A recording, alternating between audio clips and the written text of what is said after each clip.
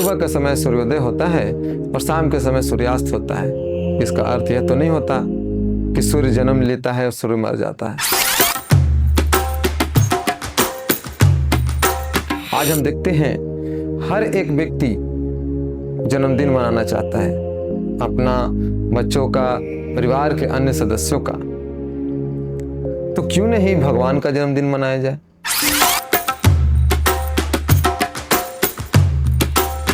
ISKCON जो है संपूर्ण विश्व में सभी सेंटरों पर भगवान का महाअभिषेक करती है।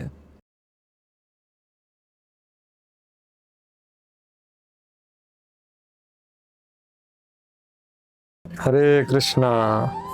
श्री कृष्ण जन्माष्टमी। श्री कृष्ण जन्माष्टमी जो है ये भक्तों और भगवान के बीच एक प्रेम का त्यौहार है। इस त्यौहार में भक्त जो हैं अपने भगवान के प्रति प्रेम को प्रदर्शित करते हैं। इस त्यौहार में भक्त जो हैं भगवान के प्रसन्नता के लिए, भगवान के निकट रहने के लिए उपवास रखते हैं और उपवास के दौरान सोते नहीं हैं। उपवास के दौरान भगवान का भजन को बढ़ाते हैं, भगवान के लिए भोग बनाते हैं, भगवान के लिए कीर्तन करते हैं, भजन करते हैं। और इस प्रकार से एक दिन, कम से कम साल में एक दिन पूरी तरह से कृष्ण भावना भावित बनने का प्रयास करते हैं। ये जो त्यौहार है पूरे भारत के हर राज्य के हर जिलों में सभी धर्मों और जाति के लोगों के द्वारा किया जाता है। हम देखते हैं कि दूसरे धर्म के लोग भी अपने बच्चों को कृष्ण के बाल सजा करते हैं और प्रेम पूर्वक उनको जन्माष्टमी दिखाने के लिए ले जाया करते हैं।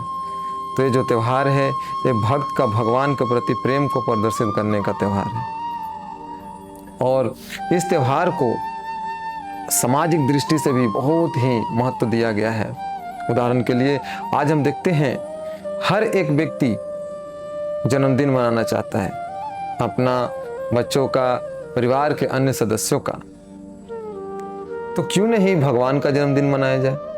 जब भगवान का जन्मदिन मनाया जाता है तो सभी लोग एक साथ एक मंच पर आकर के बिना किसी निमंत्रण के भाग लेते हैं।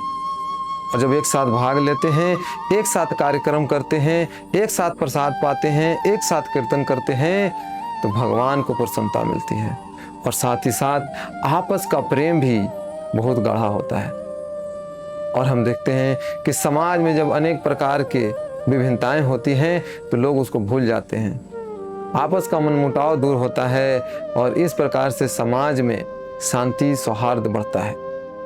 तो सामाजिक दृष्टि से भी जो जन्माष्टमी का त्यौहार है बहुत महत्वपूर्ण है। आध्यात्मिक दृष्टि से बड़े बड़े संत महात्मा इस दिन उपवास करते हैं, ज़्यादा से ज़्यादा भगवान के नाम का जाप करने का प्रण करते हैं और ज़्यादा से ज़्यादा लोगों को इसके बारे में भगवान के नज़दीक लाने का प्रयास करते हैं। इसी कड़ी में इस्कॉन जो है संपूर्ण विश्व में सभी सेंटरों पर भगवान का महाअभिषेक करती है और महाअभिषेक में जितने भी भक्तगण हैं आकर के भगवान को अनेक प्रकार के द्रव्यों से अभिषेक करते हैं। उसके बाद भगवान के 56 भोग बना करके भगवान को भोग लगाते हैं। कहीं 108 भोग लगाते हैं, कहीं 508 भोग लगाते हैं। और इस प्रकार से हम देखते हैं कि सभी भक्त लोग पूरी तरह से एक दिन के लिए कम से कम व्यस्त होते हैं भगवान की सेवा के लिए। तो जन्मदिन जो है हर एक नॉर्मल व्यक्ति को भी अच्छा लगता है, तो उसी प्रकार से भगवान को भी बहुत अच्छा लगता है। और शास्त्र में कहा गया है माधव तिथि भक्ति जननी। माधव तिथि जैसे एकादशी, जन्माष्टमी आदि ये भक्ति को आगे बढ़ाने में सहायक होती हैं। इसीलिए जो व्यक्ति एकादशी या जन्माष्टमी आदि मनाते हैं उन लोग बहुत तेजी से भक्ति में आगे बढ़ते हैं। भगवान को प्राप्त करने का उनका रास्ता बहुत सुगम होता है। भक्ति के मार्ग में एकादशी और जन्माष्टमी आदि जो त्यौहार हैं वो बूस्टर की तरह काम करते हैं, है ना।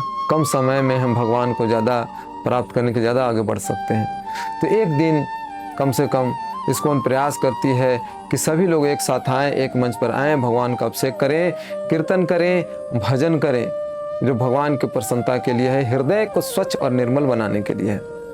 तो कृष्ण जन्माष्टमी चूंकि साक्षात भगवान का प्रकट दिवस है, भगवान ऐसे जन्म तो नहीं लेते, वो प्रकट होते हैं उसी प्रकार से जिस प्रकार से सुबह के समय सूर्योदय होता है और शाम के समय सूर्यास्त होता है।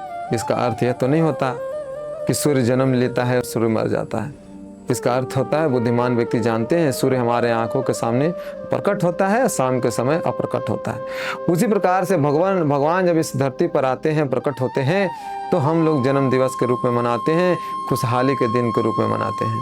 इसलिए भगवत गीता में भगवान बोलते हैं, जन्म कर्म चा में दिव्यम एवं यो वेति तत्वतः त्यक्त्वा देहं पुनर्जन्मा नैति मामेति सो अर्जुना, कि भगवान का जन्म और कर्म दिव्य है। जब भगवान इस संसार में आते हैं तो सामान्य बालक की भांति नहीं, 4 भुजाओं में अपनी माता पिता देवकी और वासुदेव के सामने प्रकट होते हैं विष्णु के रूप में। उसके बाद 2 भुजाओं में होते हैं, अपना बारे में बताते हैं, मुझे ले चलिए नंदगांव, वहाँ जा कर के यशोदा का पुत्री हुई है, उनसे हमको बदल दीजिए, और आज्ञा देने के बाद 2 हाथ होकर के फिर जाते हैं। तो भगवान का जन्म कर्म दिव्य है, साक्षात भगवान है। जब वो जन्म लेते हैं तो भी, जब वो 6 महीने के हों या 6 दिन के हों या 6 साल के हों या फिर 100 साल के हों, हम भगवान हमेशा भगवान होते हैं। ऐसा नहीं है कि भगवान कोई व्यक्ति कुछ कार्य करके ज्ञान प्राप्त करके भगवान बन सकता है। तो भगवान दिव्य है, और जो भी उनके बारे में इन दिव्य लीलाओं को सुनता है, दिव्य लीलाओं को गाता है, वो भी दिव्य बनता है और इस जन्म को शुद्ध करके फिर भगवान के धाम जाता है। तो जो भी भगवान के जन्मदिन मनाते हैं, व्रत आदि रखते हैं, वो भी उनसे भगवान प्रसन्न होते हैं और उनके अंदर निर्मलता आता है, शुद्धता आता है, और इस प्रकार से इस संसार से मुक्त होकर के भगवान के धाम को जाते हैं। तो जन्माष्टमी का जो त्यौहार है बहुत ही महत्वपूर्ण है। सभी को साल में एक दिन भगवान की प्रसन्नता के लिए कम से कम सबको साथ आकर मनाना चाहिए। हरे कृष्णा।